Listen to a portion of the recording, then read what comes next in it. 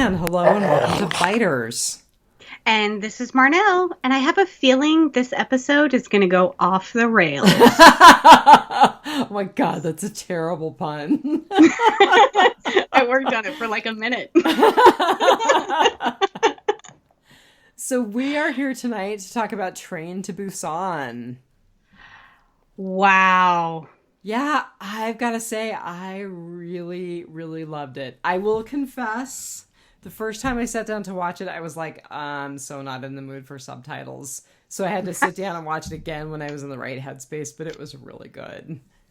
So I was in a good position because I was not feeling well on Sunday to just literally sit the laptop on my belly and watch it on my laptop because I needed the subtitles like right there. And I didn't pick up my phone or anything. I just watched it all the way through. I loved it. I have to say, I watched it and took notes, so I didn't do like the pure watch through, but I still loved it. It was really great.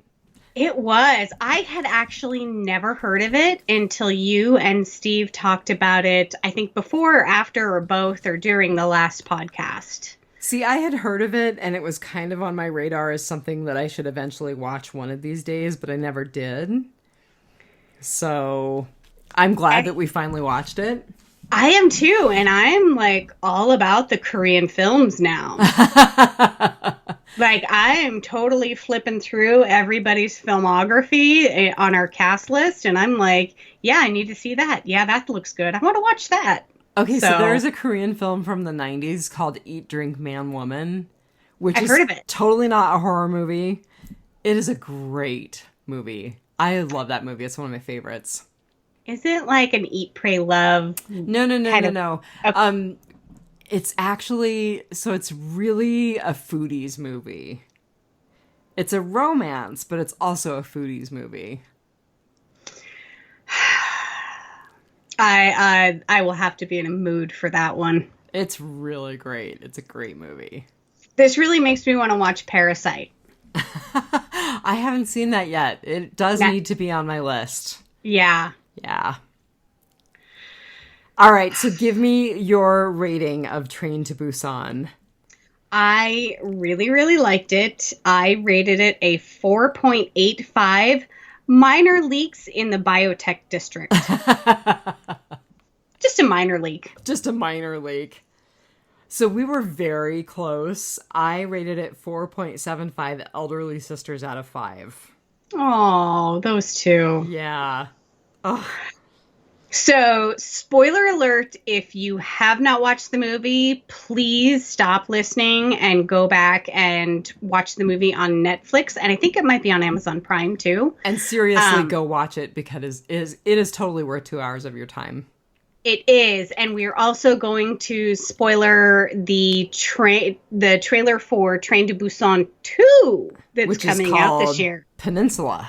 Yes. It looks amazing. Yes, it does. All right, so I've got a few numbers. So first, it was released May 13th in 2016, so almost 4 years ago to the day. And it was a late night premiere at the Cannes Film Festival. And it apparently just took off like crazy from there. Should I say like a zombie virus from there? It was a very infectious movie. The numbers are amazing. So it had a budget of $8.5 million. The box office, according to Wikipedia, $98.5 million. So they basically, like, tenfold returns on this movie. So one of the numbers that I saw was that it made $9 million in 10 days. It made almost $1 million a day. That's amazing. And that's huge for a Korean-made film, you know? Well, and I remember hearing it talked about shortly after it started to gain popularity on some of the Walking Dead podcasts I was listening to at that point. So It got a lot of attention early on, and we're very latecomers to reviewing this movie. So we are, but they're still writing articles about it. In the Korean Times, there was an article on May 20th of this year that said Korea's first zombie blockbuster flick this year, which debuted in the out of competition category at the Cannes Film Festival in May. Following the screening, film studios, including Fox, Sony, and some in Europe, tried to secure the remake rights. I hope they don't remake it. I think it's a perfect movie the way it is. Yeah. Yeah. We're gonna put Americans in the role, and we're just gonna screw it up. Yeah. We don't need to do it. World War Z. It's already been sort of done. We don't need to need to do it. So speaking of that, the critical reviews for this movie were anywhere from great to it's kind of derivative. They stole a lot from World War Z. But I will say Edgar Wright, who is the director of Shaun of the Dead, said it's the best zombie movie I've seen in forever. Mm-hmm. So one of the critiques that I saw said that it was Snowpiercer with zombies. And I'm like... That's a bad thing? Have you watched Snowpiercer or read it? I'm not familiar with it at all. I kind of know that it's a book, sort of vaguely. Okay, so I love Snowpiercer. Okay. The series Snowpiercer just premiered last night. I have not watched the first episode of it. It looks amazing. But yes, I have seen Snowpiercer. And if you have seen Snowpiercer and you do not know this, I need you to go to YouTube and look up Snowpiercer Willy Wonka. Just, that's all I'm going to say.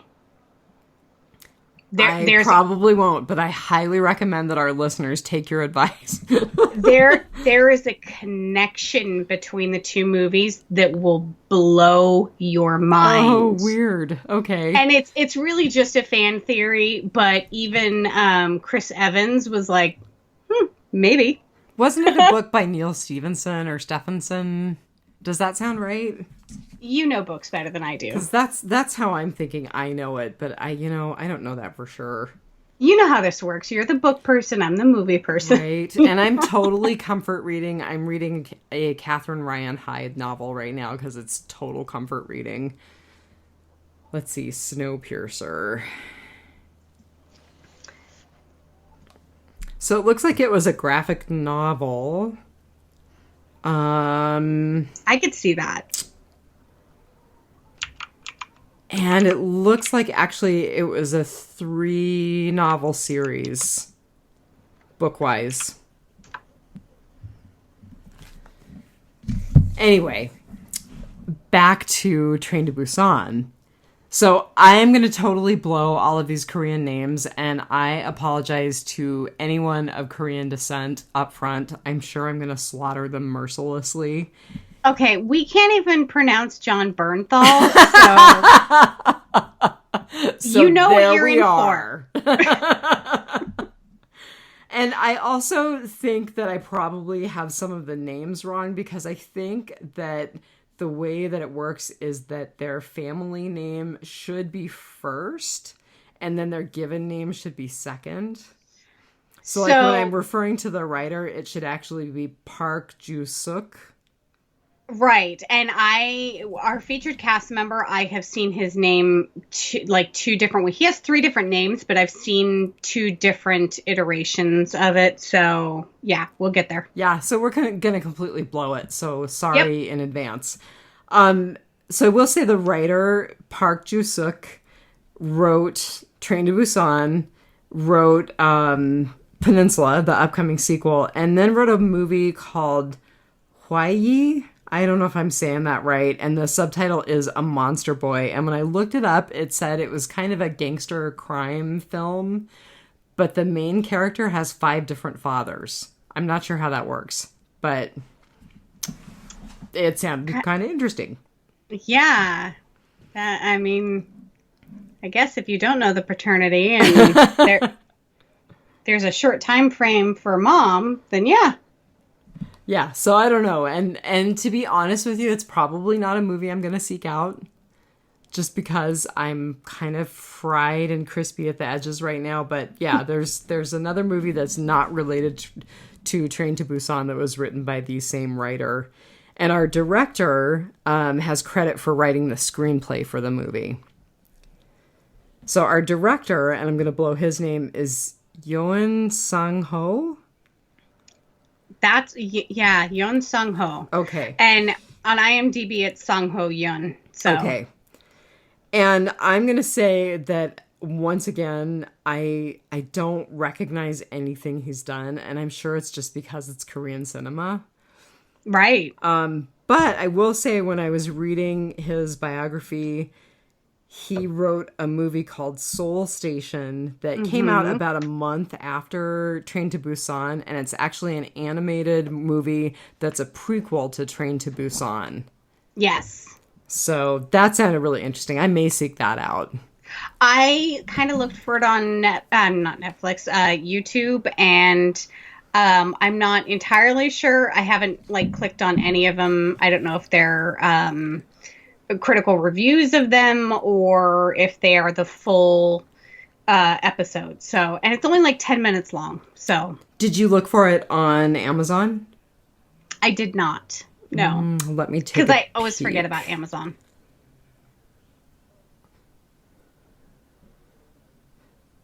That's because Amazon forgets about us.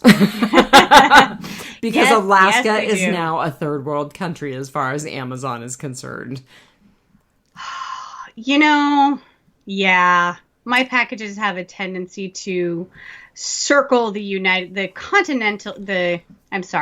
contiguous 48 states before they make it to Kent, Washington, and get entirely lost altogether. So seriously, the housewives are griping because what used to be true prime shipping of 2 to 3 days, it's now 2 to 4 weeks, depending. But we are living in the time of coronavirus, so we check our expectations. But we're still paying prime shipping.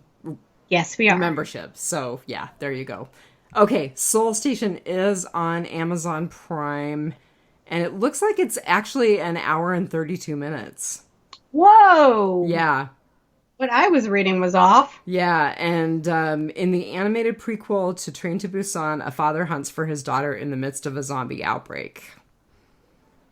Huh. So, there you go.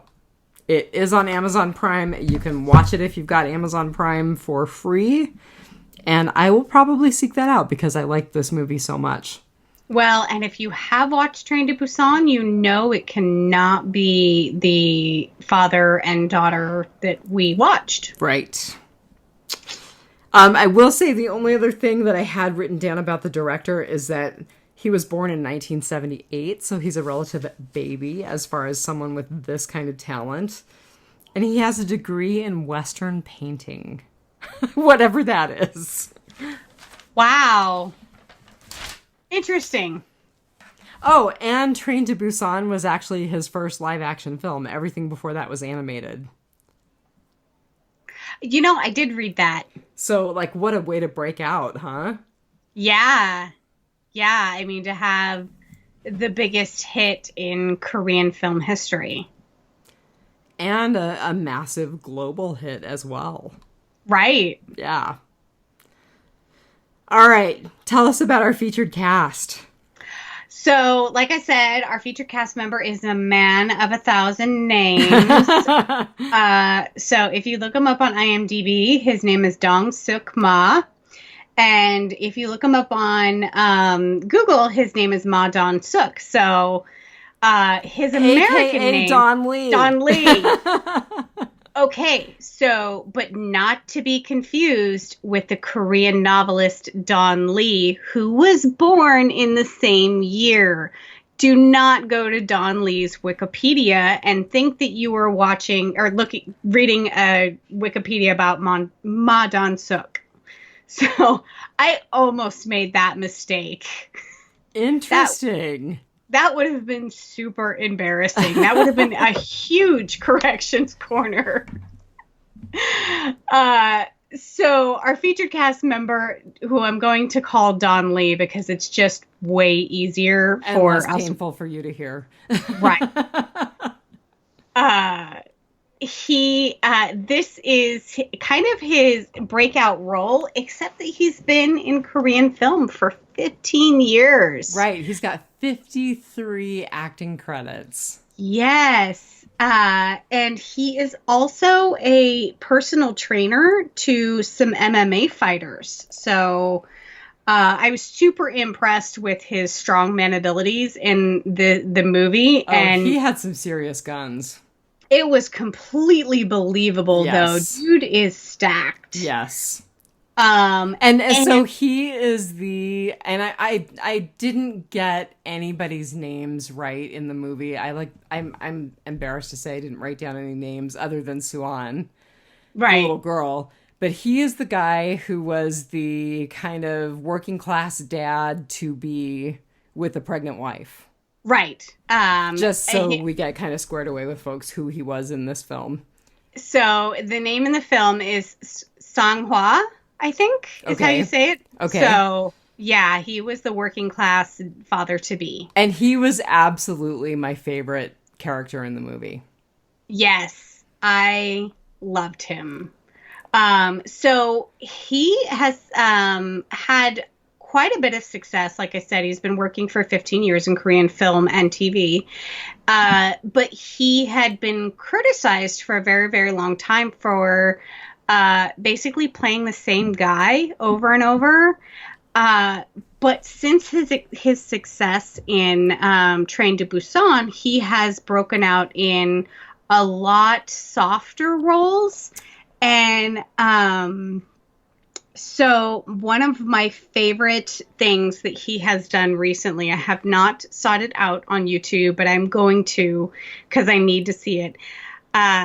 So as to further liven up his fans' expectations, Ma began to star in advertisements that surely prove that he deserves the nickname. I think they call him Malvly, which is it's magnificent and lovely or something like that. Oh. One of them is for a cosmetics brand called Etude, which their stores look like a Korean Sephora, which is well known for its princess-like image. In advertisement, which was unveiled in September, Ma is featured as the owner of a pink-filled Etude shop and welcomes customers while wearing Etude's famous pink apron uniform. In the 2-minute ad, Ma does not hesitate making girly responses, such as excitedly jumping up and down while complimenting the customers. I think I need to see that. Oh, it's Mavli. It's it's a nickname. It's a portmanteau. Is that the right word? Of Ma and Lovely. Okay. Yeah. So, my favorite headline for that I was reading him is Train to Busan takes Don Lee to Hollywood. Very cool. Which is completely true. Because the thing that I think we are all going to get to know him from is his upcoming role in the Eternals. Which has a link to Walking Dead because Lauren Ridley is in the Eternals. Exactly. Or Lauren Ridloff, excuse me. Lauren Ridloff. I knew you meant. So Don Lee will play Gilgamesh in the upcoming Eternals. I could have sworn that was coming out this year, but the post-production says 2021. Well, and everything's crazy now, so who knows? We'll probably see it in 2023. Right? Yes. So, I encourage everyone to seek out Don Lee on his Instagram and Twitter. His Instagram is Ma-Dan-suk, and his Twitter is Ma-Dan-suk12. So apparently there's 11 others. I don't know. But it's like 15 pictures back. It is a picture of his back, and the man has some ink. It's amazing. So I encourage you to go to at least his Instagram and seek that out. And also, there's a bunch of pictures of him in awesome looking suits. Like, Okay, the man can dress. I'm totally following him, and wow, he's got some incredibly intricate ink. That's cool. Isn't it? Yeah, I love it. very Yeah. cool. So I really don't have much on the man, because he really has not been known to the US, and I haven't watched very many Korean films. In fact, this is probably maybe my second one. I did want to point out that he was in a movie called Doomsday Book in 2012, and his role was High School Zombie, which I thought was really funny considering this role. Oh, that's funny. Yeah. So yeah, I would encourage you to go to his Twitter. You might have a little difficulty because it's all in Korean, but he does have some very, very funny pictures. So, Followed him. uh, yeah, he was amazing in this film. yeah, So. he was. He was really great. I did want to point out that he won a KAFRA Film Award, which I'm assuming is a Korean film award, for Best Supporting for this movie. Oh, that's right. I did see that. Yeah. Because I was going to say, I'm not even going to pretend to know what Kafra is. Okay, so that takes us pretty smoothly into Whisperer's Corner because my first thing was Train to Busan 2, which is called Peninsula. So it's in post-production. It's supposed to happen August of this year. I'm guessing there's probably going to be a COVID-19 related delay, but I looked tonight to see if there were any updates on when it was being released, and there are no updates at this point in time. So just based on the cut of the trailer, and I know that they can whittle footage down into an amazing trailer at any point, but just based on the trailer, I don't know. It looks pretty complete. Yeah, I mean, I think it is. I think it's ready to go, but who knows what's going to happen in terms of releases because everything's getting delayed. Right. And, I thought it was interesting. I think it was after... I think it was on one of the Talking Deads where they had the interviews with all of the like the sound mixers and everything for The Walking Dead, where they were like, first it has to go to New York for this guy, and then it goes all the way to LA to, for this guy to do his thing, and then it goes to Europe. And so, I mean, it's not just like there's just a couple of people like, mixing sound or making sound effects or cutting together the footage in one spot. Like, it's all over and everyone has to do their piece in order. And yeah, hopefully it's not delayed because... And the other thing is, though, I mean, this first movie had such ginormous box office that I would think they would want to capitalize on having this film shown when theaters are open again. Yeah, you would think, but... And not everybody's opening up the way Alaska is because we're crazy. We are. I mean, we have a really low population, so it's easy to social distance, but our governor is just saying it's a free-for-all now. Oh, welcome to the land of the midnight sun, 0 masks and 0 social distancing. That's all I have to say. Okay, so the next thing in Whisperer's Corner is also Train to Busan related. So the director has a Netflix series coming up called Hellbound. And it's based on a Korean, they call it a webtoon called Hell. So it's supposed to be released sometime this year. It sounds like it's going to be kind of crazy, chaotic, gangbusters like Train to Busan was. So I wonder if that's related to his 2006 short called The Hell, Two Kinds of Life. I don't know.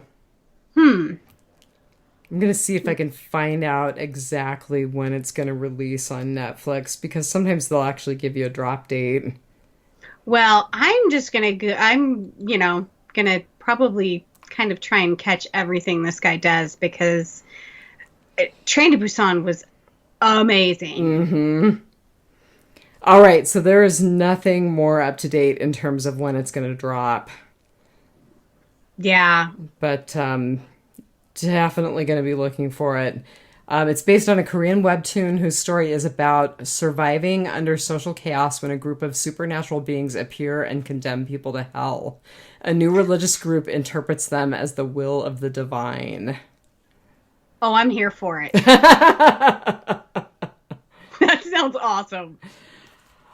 All right, there was like minimal Walking Dead news. There was tons of clickbait stuff like, oh, Walking Dead showrunner decries the most brutal death ever, and oh, the death that they had planned for Beth was way worse than the death that actually happened. And I mean, I was like, really? I clicked on that. I'm so ashamed of myself. The only thing that I did click on where I was like, maybe this is news. So Paul Tassi is reporting that Daryl will get a spinoff. But you and I talked about that when we podcasted last time. And we talked about the website called We Got This Covered. Mm-hmm. And Phil sent us that message going, don't take anything that website has to say. Realistically, they are like the most clickbaity website ever. And who does Paul Tassi reference in his piece? But We Got This Covered.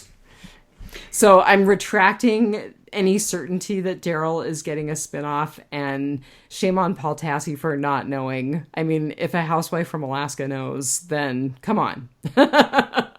And the Biters crew does not endorse anything from We Got This Covered. Right. I mean, we can't not endorse it. I don't know anything about it, but Phil's pretty savvy. So if Phil said, they're major clickbait, I trust him. That's all I've got. Yeah, there really was not that much. Yeah. Do you have anything for Housekeeping Corner? Not that I know of. So I have a couple of things. I just want to say that I'm working some crazy overtime. So if I seem really unprepared for this podcast, it's because I've just been working some crazy overtime. So stuff that I'm doing that is not podcast related. So Flea and I had our first agility class on Sunday.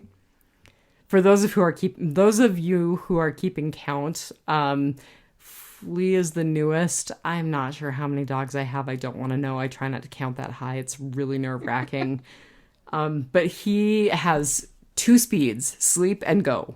And he was really excellent at the tunnel and really excellent with the ramps. So I think he's going to be a good little agility dog. So thank God you have as many dogs as you do, because I know that if you just had a few of them, they would all be sick of him by now. Right. They totally tag team. They really do. And the only one who puts up with him almost constantly is Koba. So, bless her heart. She is wonderful. And Mouse doesn't like him a bit.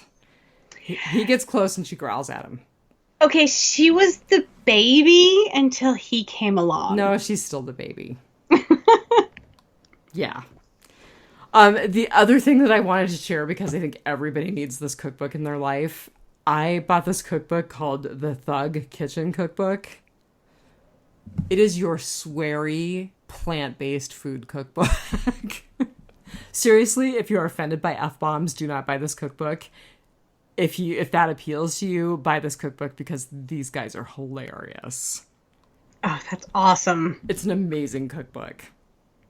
How are you doing with your veganism? I'm good. I'm 2.5 weeks in. I feel good. I wish I had more energy, but I can't blame that on the diet. I think it's just, I think it's COVID. Stress, and I think it's a bunch of overtime. Yeah.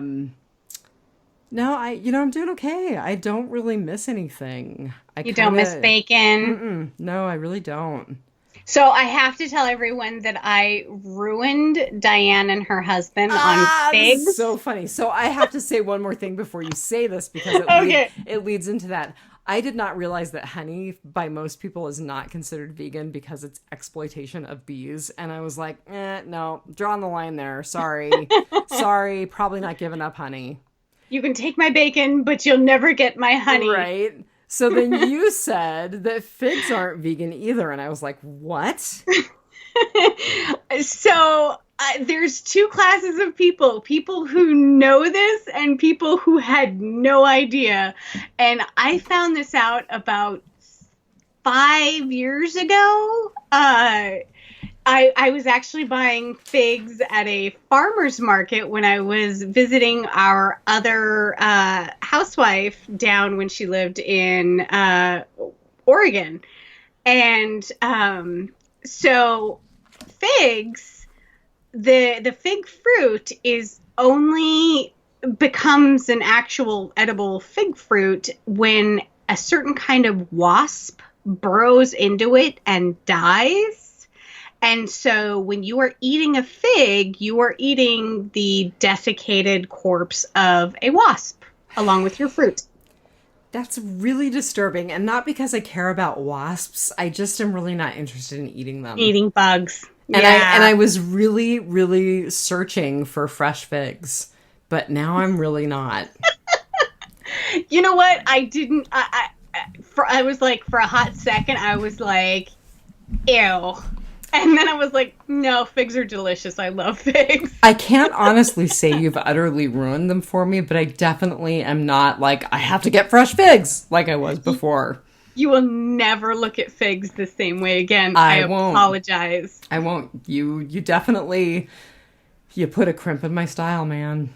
Sorry, not sorry. Exploitation of the wasps. Oh, man. Okay, so spoiler alert for Snowpiercer. If you do not like the thought of eating bugs, there are no cows on trains. I'm just saying. Yeah.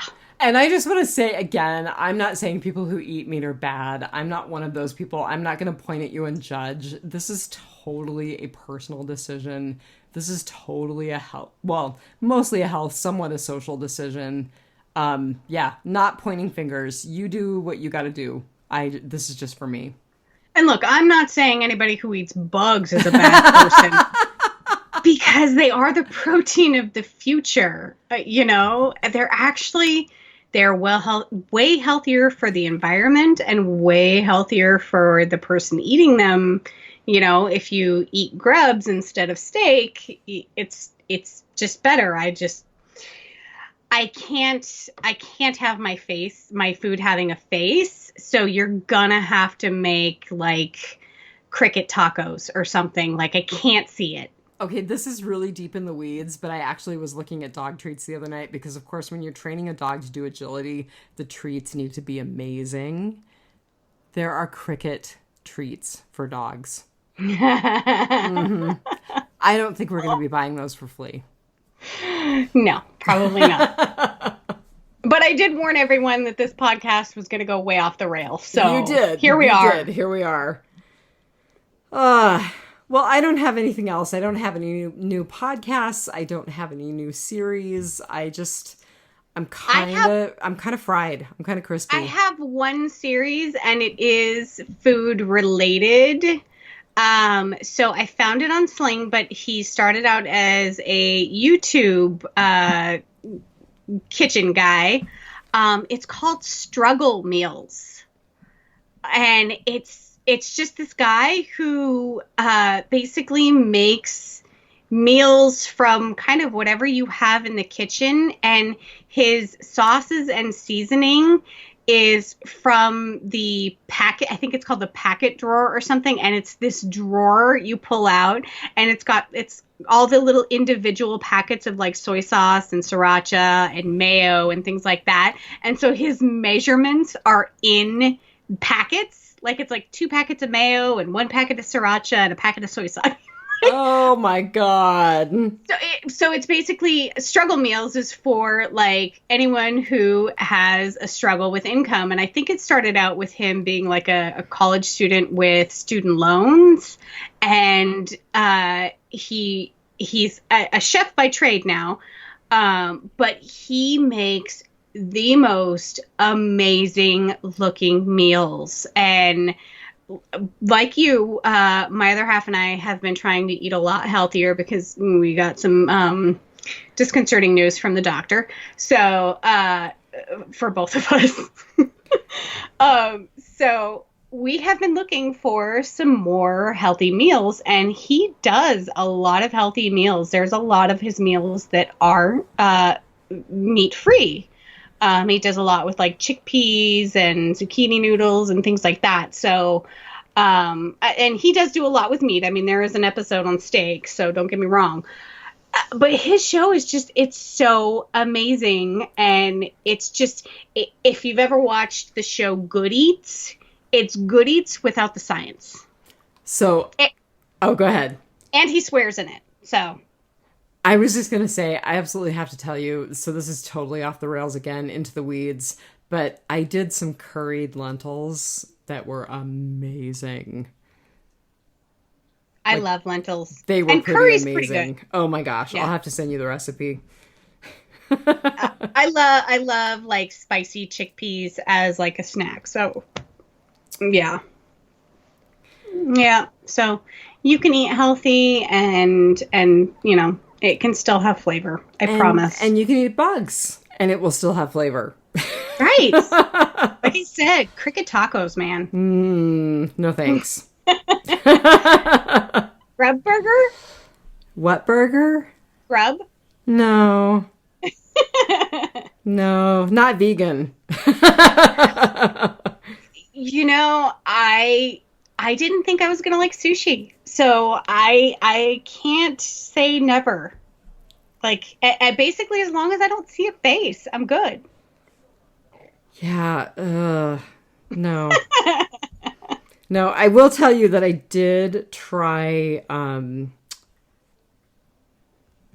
I did try cricket protein bars once, and they weren't anything special. Yeah. Yuck. Yeah. I still like your recommendation for protein bars. The Built bars? Built bars, yeah. You know, so I'm a little bit bummed. The Built bars are not vegan, so I will not be buying any more Built bars. Oh, no. I know. But I'm really trying to be good, so yeah. Yeah. No, I don't think I could ever go vegan. But if you are not vegan and you're looking for a really great protein bar, I am not getting paid by Built bars, but oh my god, they are really good. They're like a candy bar. Yeah, I like the caramel and I like the orange. Yep. And I'm really, really disappointed that I did not get in on the deal with s'mores. They need to bring those back so I can try them. Yummy. All right, the train to Busan. Yes, back to the train. So I am at Good, Bad, and Ugly. Is that where you are? I think so. Okay. Do you want to go first? Or you want me to go first? You know, I almost think that our goods are the same. So why don't you go? So my good is Suan. Yay! Yes. And so her name really is Suan Kim. Yeah. And I just think she was so wonderful. She totally held her own with a cast of adults. That kid did not miss a beat. I love her. You know me. I do not like kids. I don't have kids. I'm not going to have kids. I don't really like kids. Kids are creepy. But holy sassy pants. I loved her. She was a great little kid. Right from the time where we first see her when she's like in her bed, covered up with her covers, talking to her mom. And she's like, Mom, I gotta go.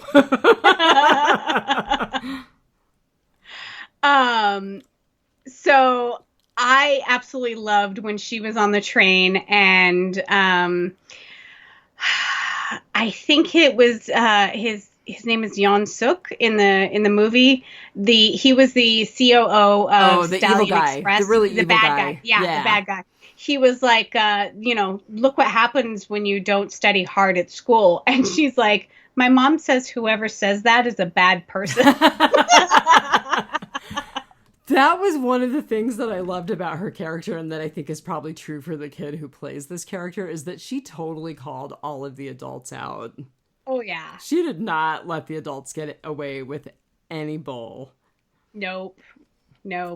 And just, I mean, she had, for such a young actress, she had such a range. Like, everything that she went through in this movie, all of the emotion and everything, I was totally like lost in it. Like I completely believed her character. She's an amazing little actress. Yeah, and when we were watching the movie, I never once thought of her as an actress. I really did. I was the same way. I was totally sucked into her character, completely felt like she was totally believable. Yeah. Yeah. Oh, that's funny. Yeah, that was my good as well. She was a wonderful little actress, and I really liked her in this role. You know, I don't see an age on her bio. I'm guessing no. I would say no older than 10, but I don't believe this. But she has a credit on IMDb in 1994. Did you wiki her? I didn't, no. Let me see if I can. But 1994, and then it jumps to 2011. So I think maybe her IMDb is wrong. But she has 14 acting credits to her name. So according to Wikipedia, she was born in 2006. Yeah, so that would have made her 10 when she was in Train to Busan. Yeah, okay. 9 or 10, depending on when they shot it. So yeah, her IMDb is wrong with her 1994 credit for no need to justify yearning. That's funny. Don't believe that. That needs to be edited.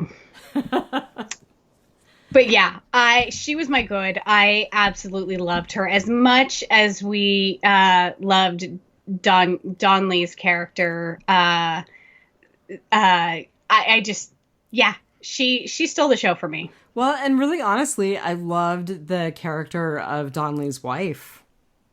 Yes. She was really great, and the actress had a great expressive face. I enjoyed watching her. I thought she was wonderful. So I really, really loved most of the cast in this movie.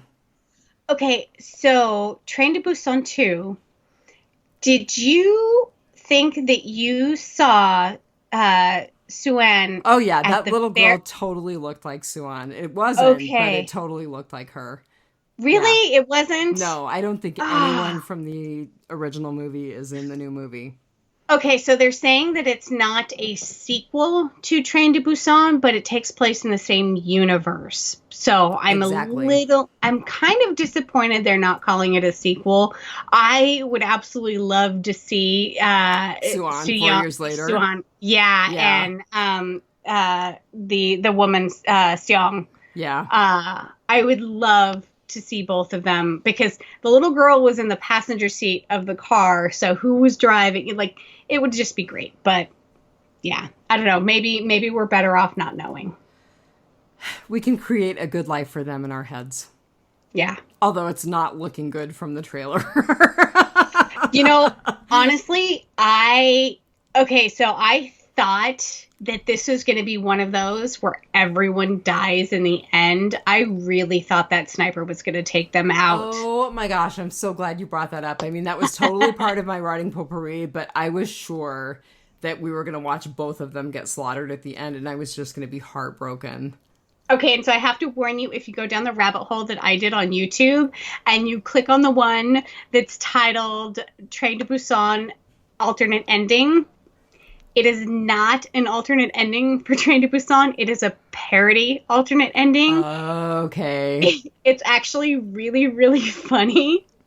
But basically what they do is they take the last 2 minutes of the movie and they change the subtitles. And instead of singing Aloha, the little girl sings Milkshake by, oh God, I can't remember who sings Milkshake. But my milkshake brings all the boys to the yard. Right? Oh my gosh, that's really like the funny. subtitle. And then, like, when all of the soldiers are running towards them, to rescue the survivors, it's like, the milkshake brings all the boys to the yard. I was just dying because I was completely into it. I was like, oh my God, there was an alternate ending. No, there wasn't. That is really funny. All right, if I sound a little more distant, it's because Mouse just decided she needed to get up in my lap. So. All right. So what was your bad? So my bad was PTSD guy. And the only Really? reason is, I mean, I thought that he was a fine character, but I wasn't really sure where he came from. I wasn't really sure how he fit. He seemed like his degree of PTSD and like his degree of vagrancy. I hate to say it like that, but that's the only way I can think of it. It just seemed like he had been through things so much longer than the zombie apocalypse had actually been going on that it just didn't totally work for me. I wasn't sure where he fit into the narrative. Yeah. He was really convenient for a lot of plot points, I think. But the only way I can explain it away is maybe he had some mental instability to begin with, and like, like maybe if he had paranoid schizophrenia or something, that now his hallucinations really were coming true. So yeah, but yeah, his credit actually is nameless. It's Homeless Man. Yeah. So yeah.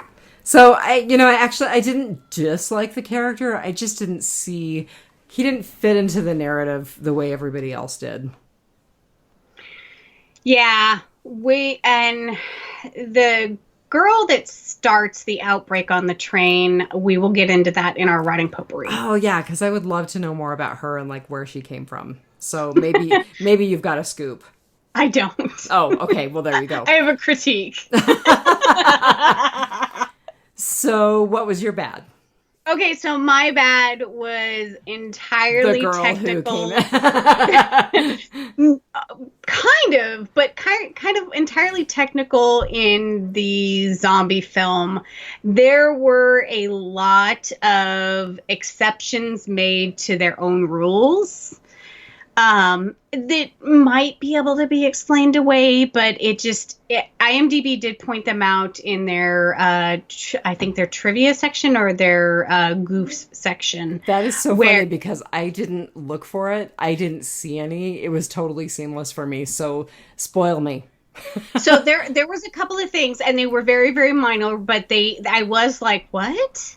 So in the very, very beginning of the film, when the outbreak first takes place on the train, there was a couple of scenes where it looked like the zombies were opening those sliding doors, whereas there was literally that moment where he was like, "No, just let it go. They don't know how to open it up." Yes. Okay. And then there was a scene where our favorite, Don Lee, pushes a zombie into a bathroom, and the zombie continues to struggle and try and get out of the bathroom.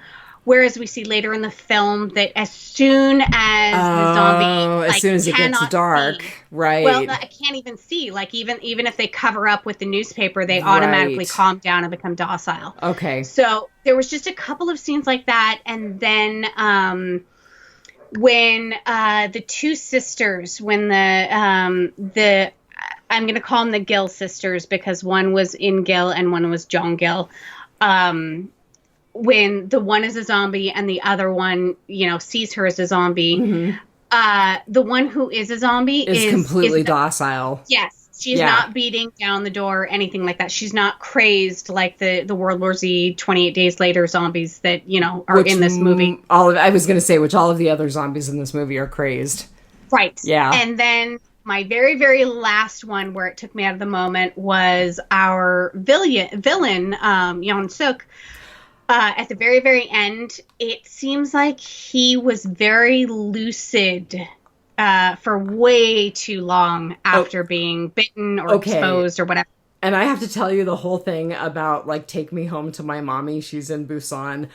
That was creepy. That just creeped me out.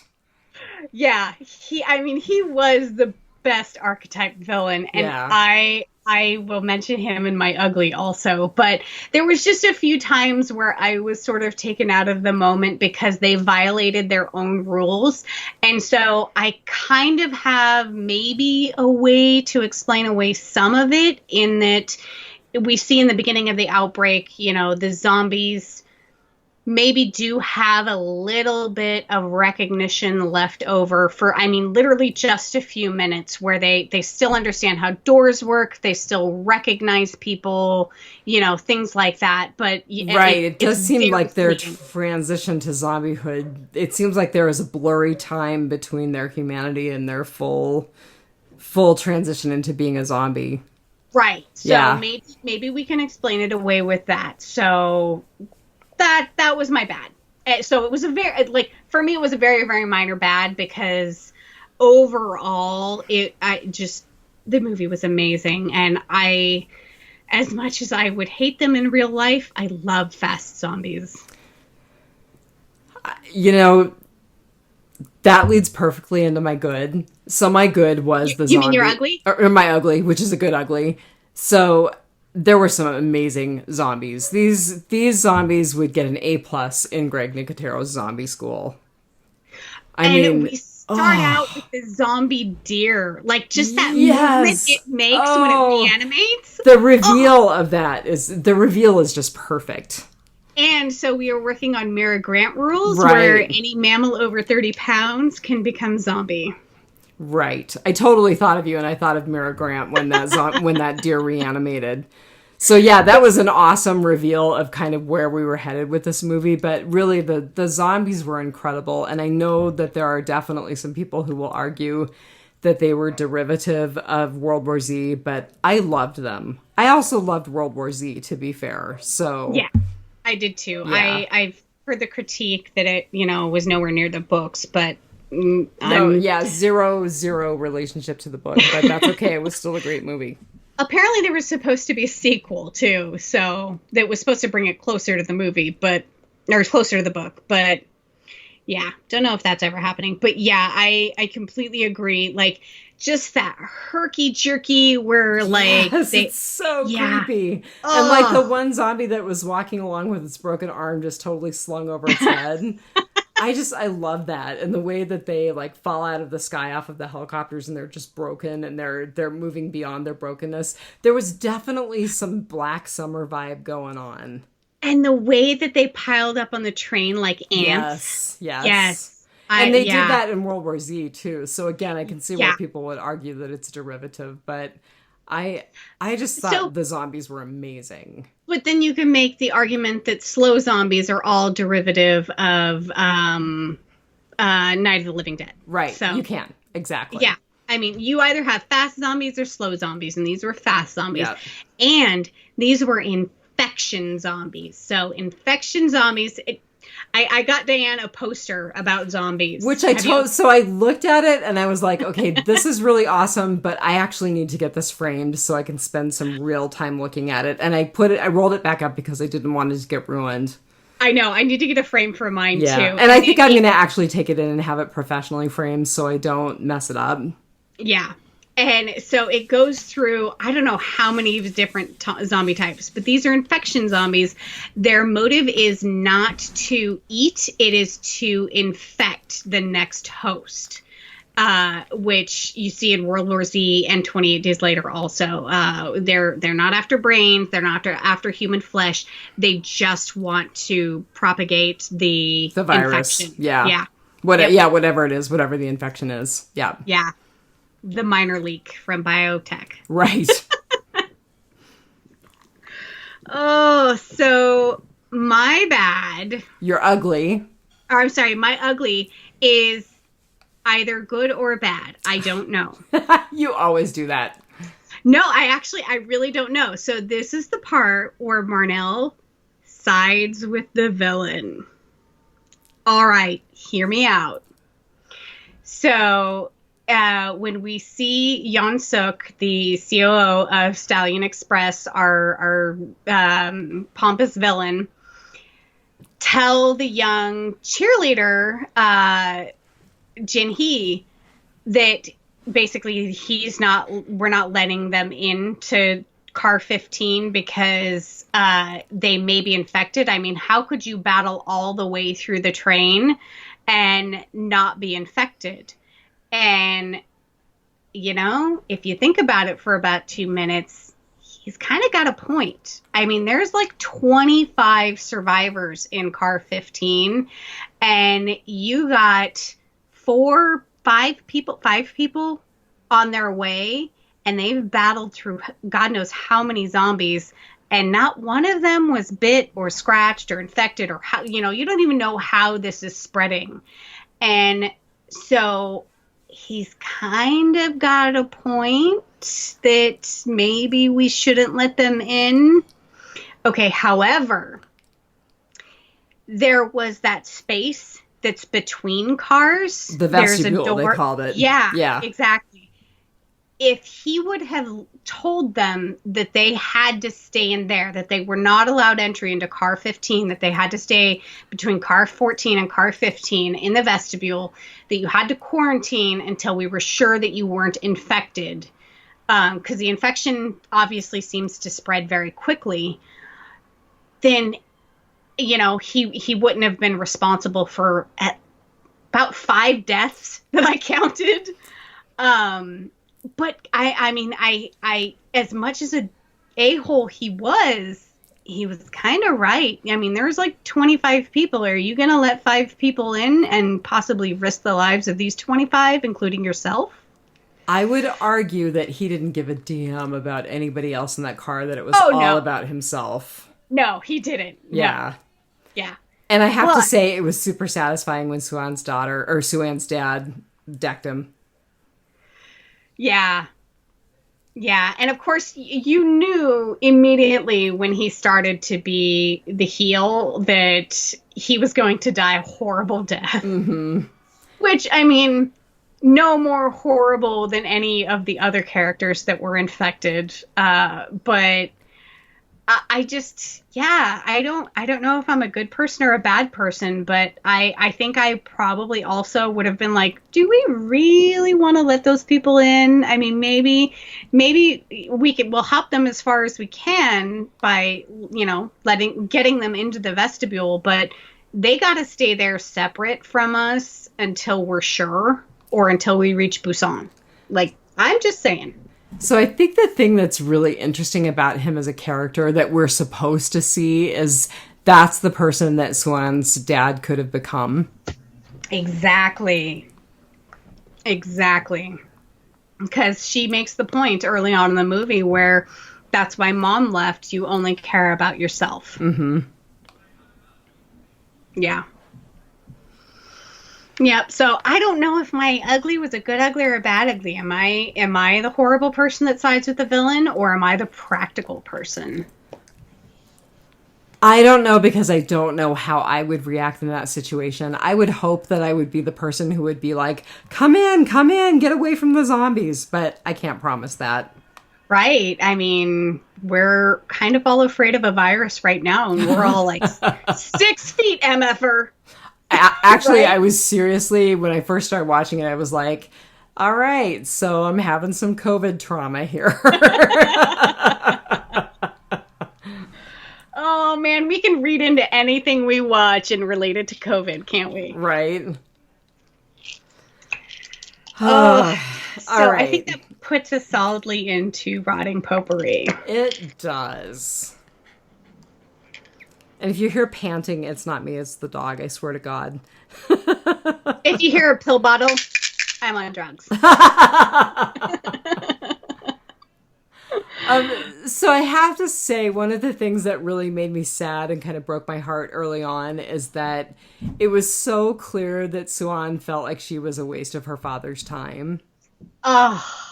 It was super heartbreaking. So I was actually really glad, even though their relationship ended tragically, I was really glad to see some changes and some healing happen between the two of them. Yeah, definitely. Like, I was so proud of him when he remembered his daughter's birthday and got her a gift. Oh. And then he totally jacked it up. Yeah, have it been the gift that he got her for Children's Day. By the way, what the hell is Children's Day, and why don't we have that in America? Right? Right there with you. I mean, we have birthday, Christmas, and, like, they get Children's Day, too? That's just not fair. So, my tiny bit about the woman who starts the initial outbreak Oh, yeah, on the yeah, train? okay. Okay, so we see one of the train stewards, I'm going to call them.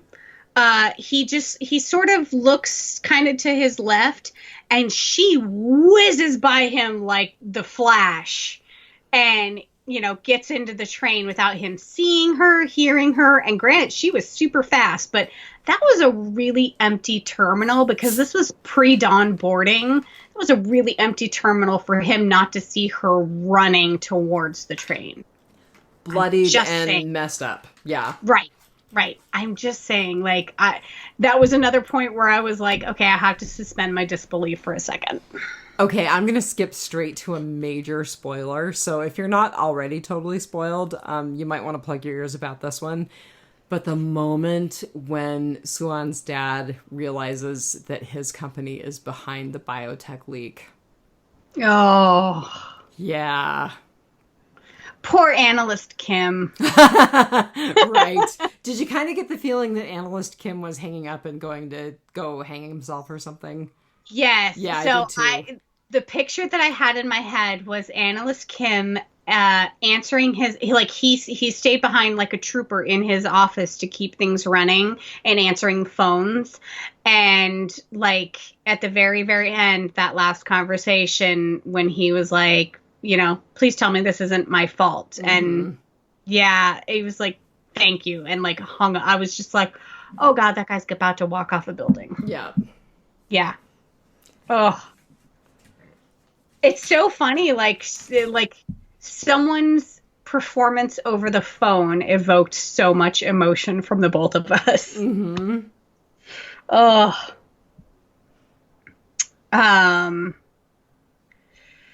So, the father, Sik Woo. I'm just gonna call him the father because I was his name ever mentioned? It's on IMDb, but I don't have the pronunciation from anyone saying his name. I'm sure it was. I mean, if nothing else, maybe his mom or maybe his ex-wife. Yeah, maybe. So when the outbreak first started on the train and the pregnant woman and her husband were running to, escape the horde behind them, he like waits to the last second to slam the door in her face. I was so horrified at that. I know. I was totally like, oh my God, that's the kind of person this guy is. Okay, here we go. And she was way further away, from her husband. Her husband was like, the pack was on his heels, and she was like 8 feet in front of him. She could have totally made it, and then you could have slammed the door in the other guy's face. But like, to just be like, wait till she's like right there. I really liked the way they played that into a grudging friendship between the two men, though I thought that was really funny. Right, and they kind of related to each other as fathers, Mm-hmm. The guy was basically like, you shouldn't, you should treat your daughter better, or like that. Don't waste your time with your daughter.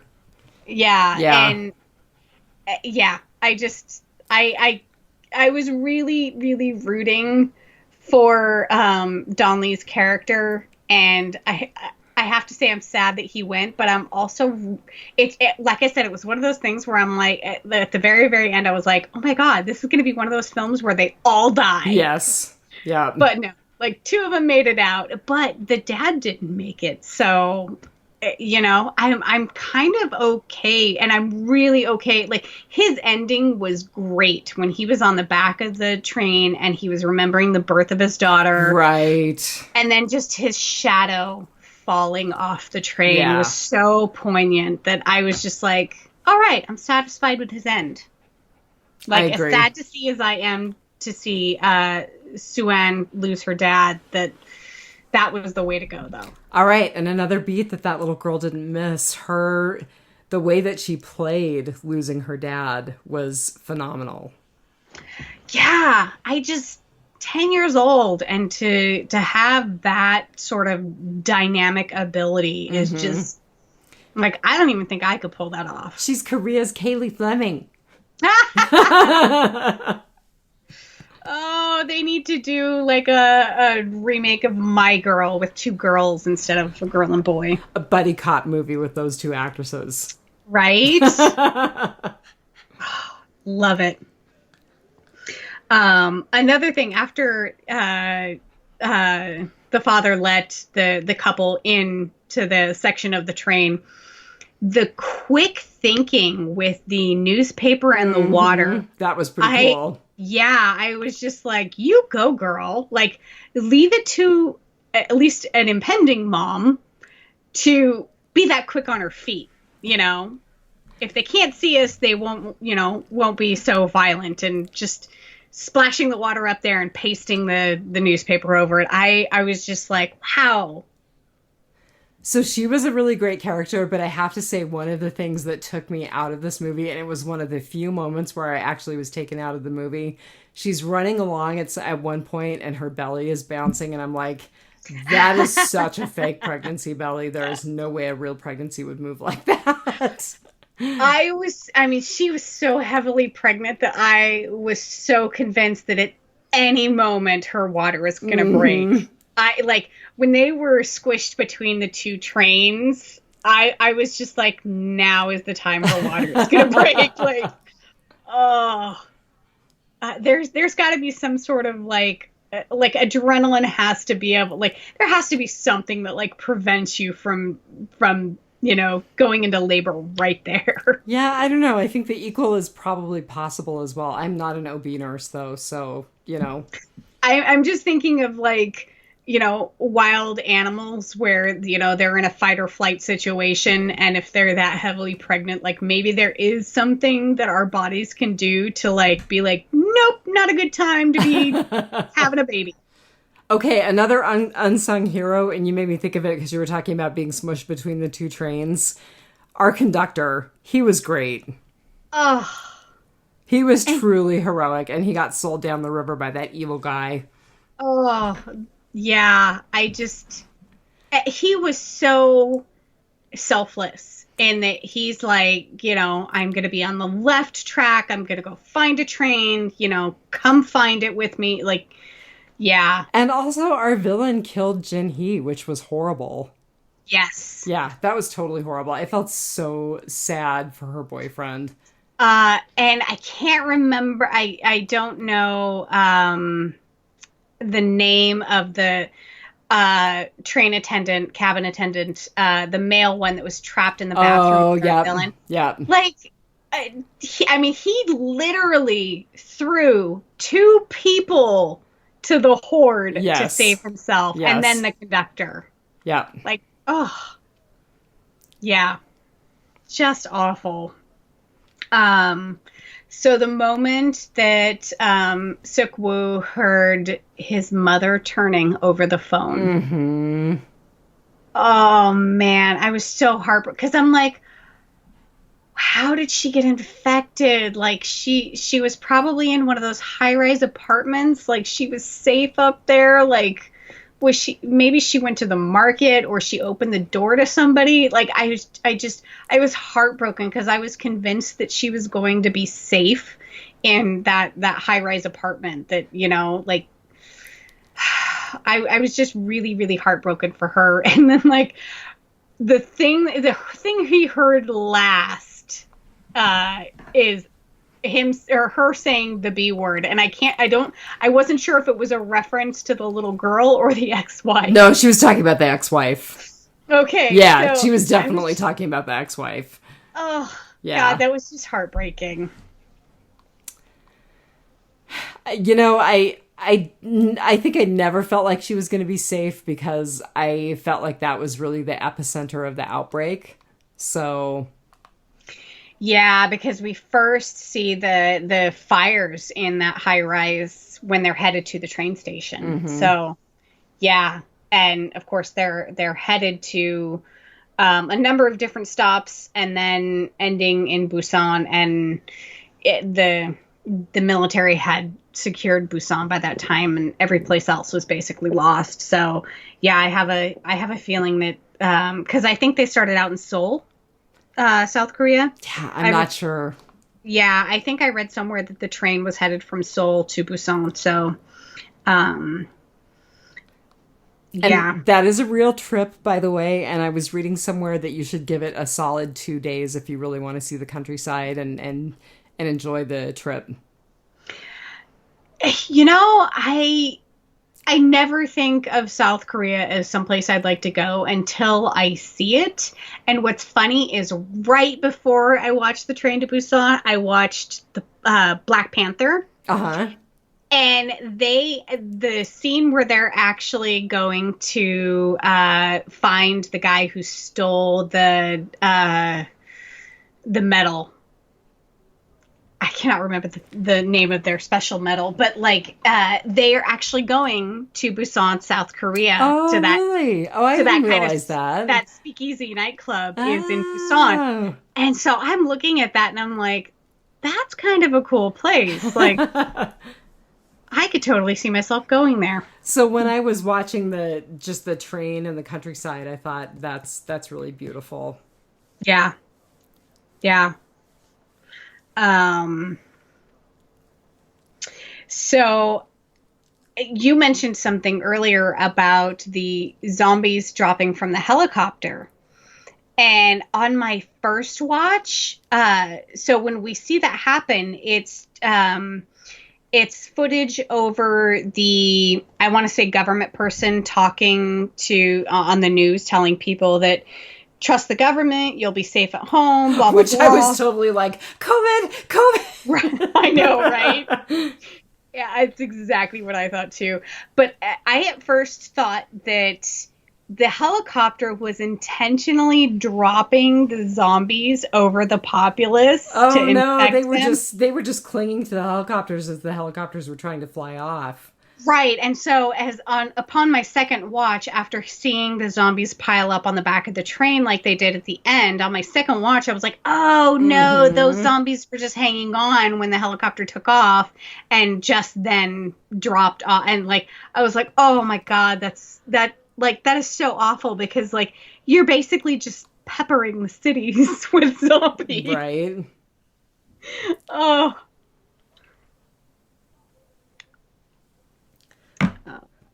Well, I don't know that I've got a lot else. My notes were actually pretty limited, but just a great movie. Really a worthy watch, a worthy 2-hour watch. And my hours are pretty precious these days. So for me to say that is pretty high recommendation.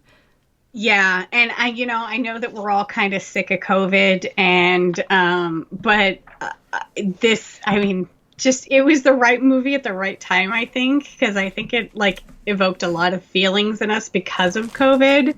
But I just have to say that God, there was one. Oh, the scene where they were getting off the train, and I can't remember the city. It was that first stop or the second stop where they were supposed to get off, and they were all supposed to go to the main quarter. And then Suyeon's dad had an inn who was going to get him through a different area of the city. Yes, yeah. And I'm just like, I'm like, I seriously wrote down people who think they're special for avoiding quarantine. Yes.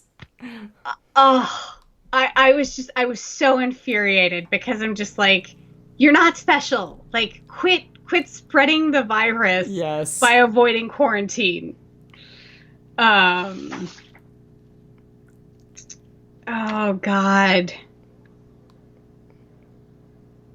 Yeah, I think that was probably kind of my last note is just, yeah, definitely the right movie at the right time. Yeah, so definitely 2 thumbs up from the Housewives. Yeah, and if you've gotten all the way through this podcast without having watched it, sorry for the spoiler, but we warned you. We did warn you. And you need to go watch it. And pay attention to the subtitles. Yeah, like I said, I did not pick up my phone through this entire movie, which is huge for me because this movie was like 2 hours long. And I imagine when Peninsula comes out, we'll probably be talking about Peninsula.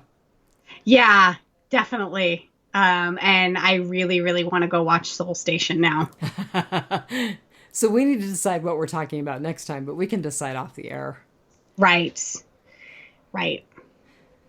So I think it's about time for me to wrap it up because I'm going in early to work on charts in the morning.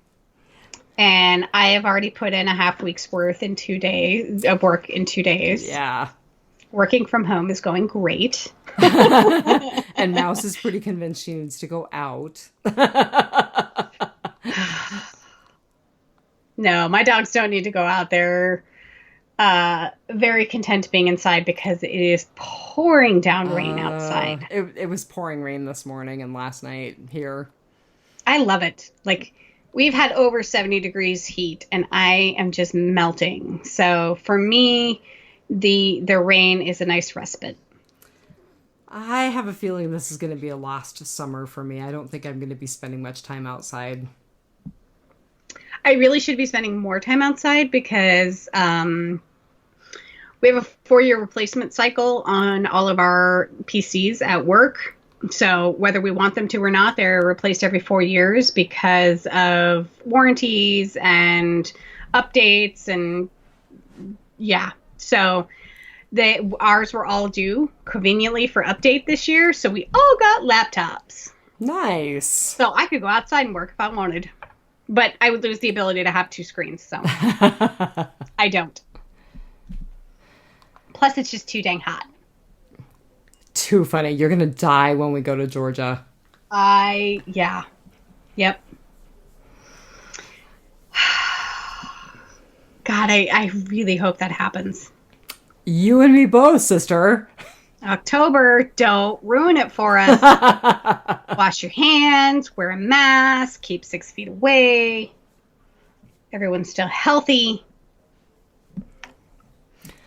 All right. But until then, just remember, take it one dead day at a time. Have a good week, everybody. Have a great week. Bye. Bye.